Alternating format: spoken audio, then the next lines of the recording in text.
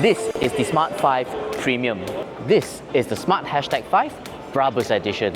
So with the launch of today's Smart 5, they are coming out with two different variants, which is the Premium version as well as the Brabus. So let's talk about the Premium version first. So for the Premium version, it is able to produce up to 363 PS and 373 Newton meters of torque. It has a rear-wheel drive configuration. 0 to 100 speed is 6.7 seconds and top speed is 200 kilometers per hour.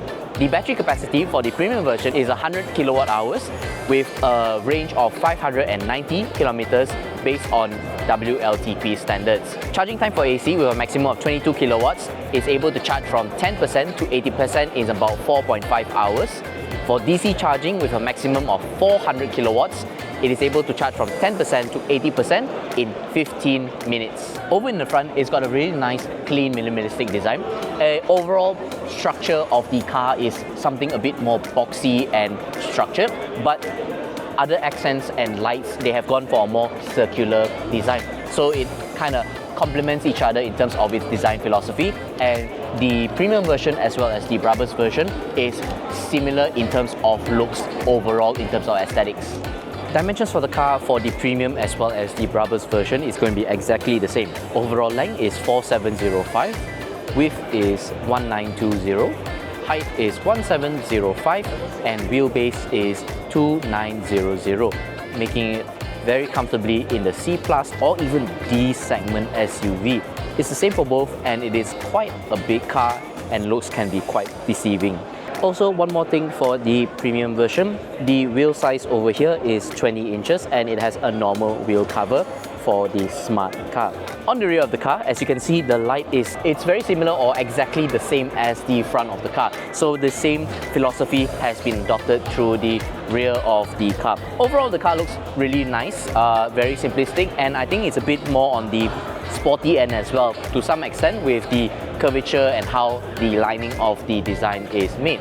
Okay, and this is the inside of the Smart 5. Overall looks very clean, very minimalistic, and again they've gone with a circular shape design philosophy to accompany the nice angular designs of the overall car. Now, some main shout-out features obviously will be this huge screen. This is a double 13-inch screen, and you can of course watch your shows, entertainment, infotainment, anything is on this screen. As well as the driver's side, this is where you can use your cameras and everything, and all of your features are over here.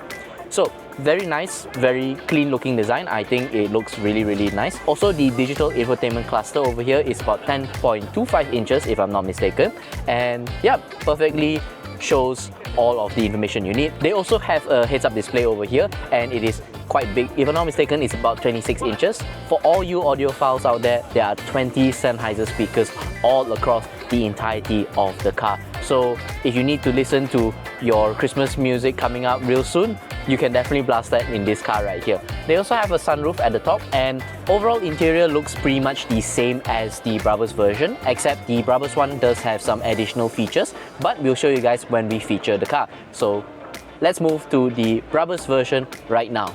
Okay, and this is the one that we've all been waiting for, the star of the show. This is the Smart #5 Brabus Edition. So what's different between this Brabus Edition and the Premium Edition?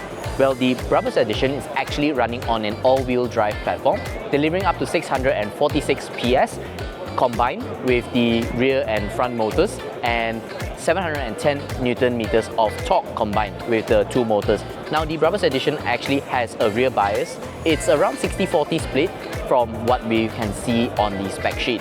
0 to 100 speed is a really fast 3.8 seconds. So you can definitely feel that instant torque from this EV when you're sitting in this car. Now, battery capacity for the Brabus is the same as the Premium version at 100 kilowatt hour, but range is going to be slightly reduced at 540 kilometers based on WLTP standards. Now, this car is meant more for the performance side of things, so you can definitely expect the range to be slightly smaller, but definitely not too much difference compared to the Premium one with how much power this car actually has. Now, charging is exactly the same for the Brabus and the Premium, so we'll just leave it here again for you guys to see. Again, overall looks for the Brabus edition is actually very similar to that of the premium one. But what are some minor differences? They do have a few aerodynamic vents over here to give the car extra bit of efficiency, and they also have multiple Brabus logos located throughout the entirety of the car. Other than that, overall exterior, it does look very similar to that of the normal one, but they also have the red skirting right here. Small little accent changes between the two versions, but more of the differences would lie inside and at the back of the car. So let's go and check it out. Okay, really quick right here, the Brabus edition actually has 21-inch wheels, and for the premium is just 20 inches, but the main differences is actually the sport rim that comes with the Brabus edition, whereas the other one is just a normal cover for the smart car. Okay, on the rear of the Brabus edition, again, overall looks very similar to the premium one. However, the main difference for the Brabus edition actually is the sports spoiler right here. So for the normal one, it's actually enclosed off, but for the Brabus edition, it does have an aerodynamic vent to help the car with its downforce just a little bit more. Okay, on the inside of the Brabus edition, this is where most of the differences are actually going to be found. So firstly, starting with the steering wheel, it has a Alcantara wrapping material, so it's a mix of soft touch with a bit of a hard touch on the inside. Very nice and premium feel. Overall material of the entirety of the car, there's this suede-like material, making it a very nice soft touch point for you to have that extra bit of comfort. For the ambient lighting, we didn't mention, but the premium version does have a bunch of ambient lighting, but for the Brabus edition, it is a very nice and striking red color. So something very sporty for most of you guys. And of course, another thing is the seat belts. These seat belts are a nice red color, whereas the premium edition doesn't have them. It is all blacked out. Another feature also is actually the red stitching as well as the red accents found across the entirety of the car, and we of course have the Brabus logo on the seats themselves.